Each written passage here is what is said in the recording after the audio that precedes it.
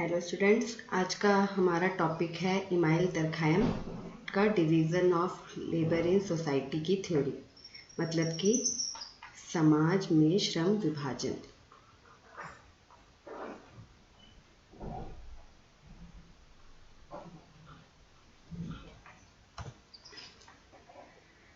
चलिए, तो पहले हम थोड़ा सा तरखायम के बारे में जानते हैं।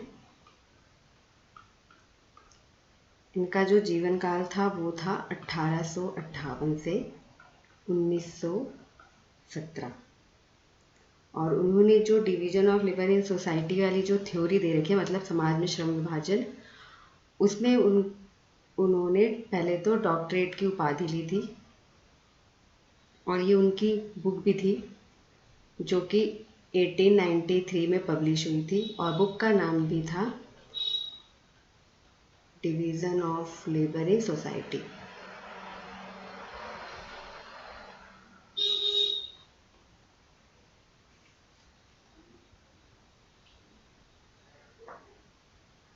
दुर्खिम को अगस्त कॉम्ट का उत्तराधिकारी भी माना जाता है। विषय के रूप में समाजशास्त्र के प्रणेता जो थे वो अगस्त कॉम्ट थे, लेकिन उसको आगे बढ़ाने का काम, उसको एक नई विधि देने का काम दुर्खिम ने किया था। तो दुर्खिम ने जो ये थ्योरी दी थी division of labour in society, उसका मेन मोटो था कि समाज में सामाजिक और सांस्कृतिक विभेदीकरण किस कारणों से होता है, उसके बारे में उन्होंने division of labour in society में बताया था। और इसके बारे में पार्सन्स, जो कि एक प्रमुख समाजशास्त्री हैं, उन्होंने अपनी book the structure of social action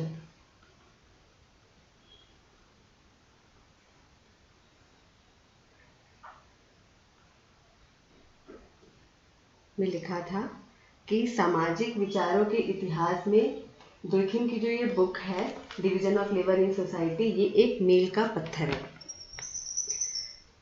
तो जो division of labour in society की थ्योरी है दुर्खिम की, उसका जो केंद्रीय बिंदु था वो था समाज की सुदृढ़ता, मतलब समाज की सॉलिडेरिटी किस कारणों से होती है। तो समाज की सुदृढ़ता को जानने के लिए उन्होंने समाज को दो भागों में बांटा। एक था मैकेनिकल सोसाइटी और दूसरी ऑर्गेनिक सोसाइटी। मैकेनिकल मतलब यांत्रिक समाज, और दूसरी सावेरी समाज। तो हम पहले यांत्रिक समाज के बारे में पढ़ते हैं। यांत्रिक समाज के बारे में जो उन्होंने कहा कि यांत्रिक समाज का जो मूल आधार था वो थी सामाजिक चेतना।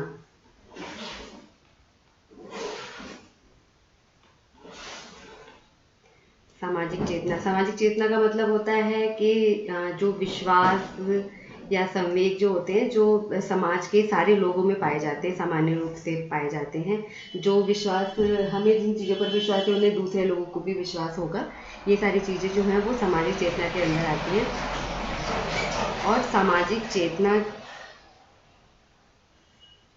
में वास्तविकता होती है, मतलब कि ये वास्तविक चीज़ें होती हैं और पीढ़ी दर पीढ़ी चलती है ये, और सभी समाजों में समान नहीं होती। मतलब जो विश्वास एक समाज में पाए जाते हैं, जरूरी नहीं कि वह दूसरे समाज में भी समान रूप से पाए जाएं।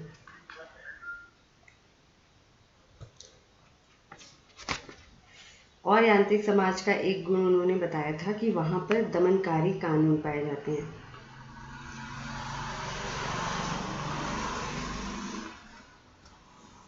दमनकारी कानून का मतलब होता है कि समाज विरोधी कार्य करने वाले अपराधियों को दंड देती है। मतलब जो समाज ने जो नियम कानून बनाए उसके विरुद्ध जो कोई अगर काम करता है तो समाज ही उसको दंड देता है। ठीक है। तो जो यांत्रिक समाज की विशेषताएं थी,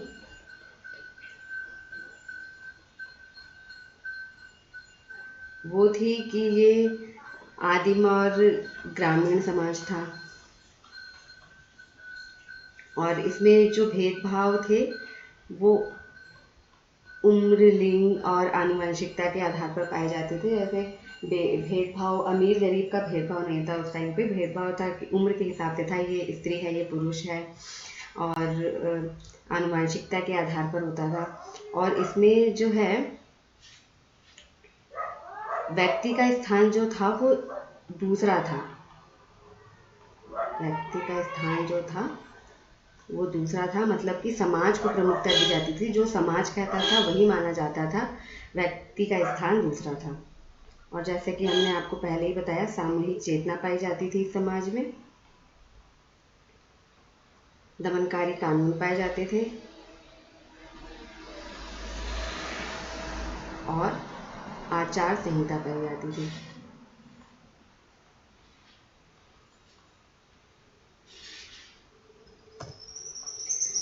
तो जो यांत्रिक समाज था उसमें श्रम विभाजन इस प्रकार से किया, लिंग के आधार पर ज़्यादातर श्रम विभाजन था कि स्त्री को ये काम करना है, पुरुष को ये काम करना है, कम उम्र के लोगों को ये काम करना है, ज़्यादा उम्र के लोगों को ये काम करना है। तो ये मूलतः लिंग और उम्र पर आधारित श्रम विभाजन था। अब आगे हम पढ़ते हैं सावयवी समाज के बारे में।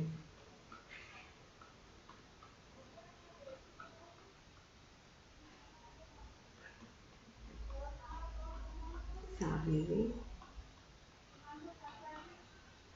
समाज, ये सावयवी समाज जो था वो संविदा पर आधारित था, मतलब कि अनुबंध पर आधारित था।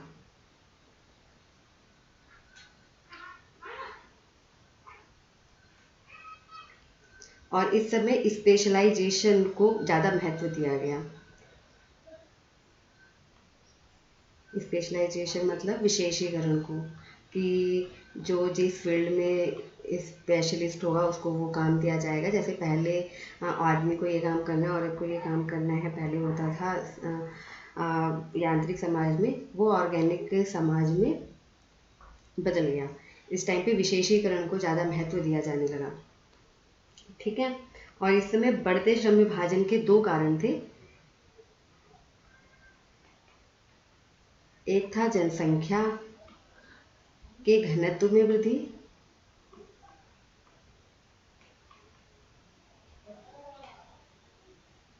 और दूसरा था नैतिक घनत्व में वृद्धि।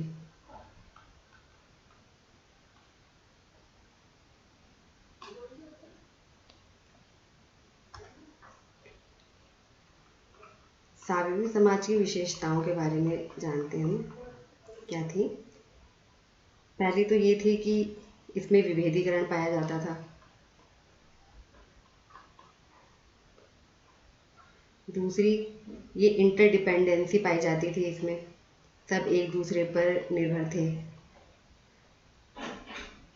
जैसे लाइट का काम कोई करेगा, मोची का काम कोई करेगा, नाई का काम कोई करेगा, इस तरीके से समाज में अंतर निर्भरता पाई जाती थी। हर कोई हर काम नहीं करता था, सबके लिए स्पेशलाइजेशन पाई जाती थी। और प्रतिकारी कानून थे इस टाइम पे, मतलब यांत्रिक समाज में जो एक दमनकारी कानून था उसमें दंड दिया जाता था, इस समय में दंड न देकर उनको पुनर्स्थापित किया जाता था। और इस टाइम पे सामूहिक प्रतिनिधान भी इसकी विशेषता थी, मतलब कि उनकी साझा संस्कृति।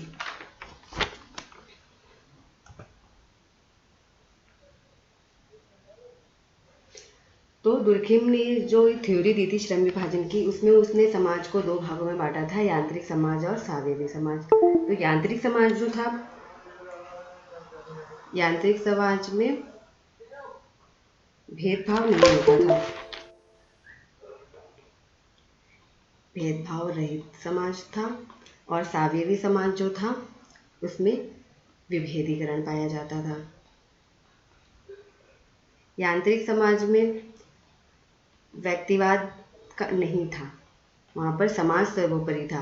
लेकिन सावयवी समाज में व्यक्तिक चेतना की स्वतंत्रता थी।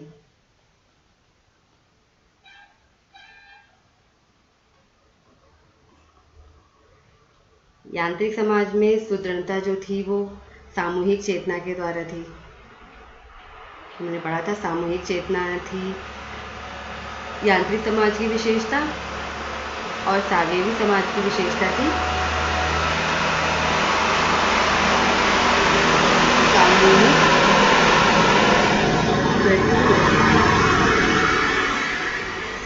यांत्रिक समाज में दमनकारी कानून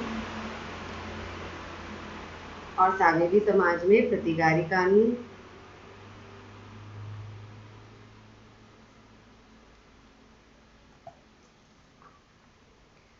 और यांत्रिक समाज की सुदृढ़ता जो थी वो नैतिकता के कारण थी, जबकि सावेवी समाज की सुदृढ़ता जो थी वो अनुबंध पर आधारित थी।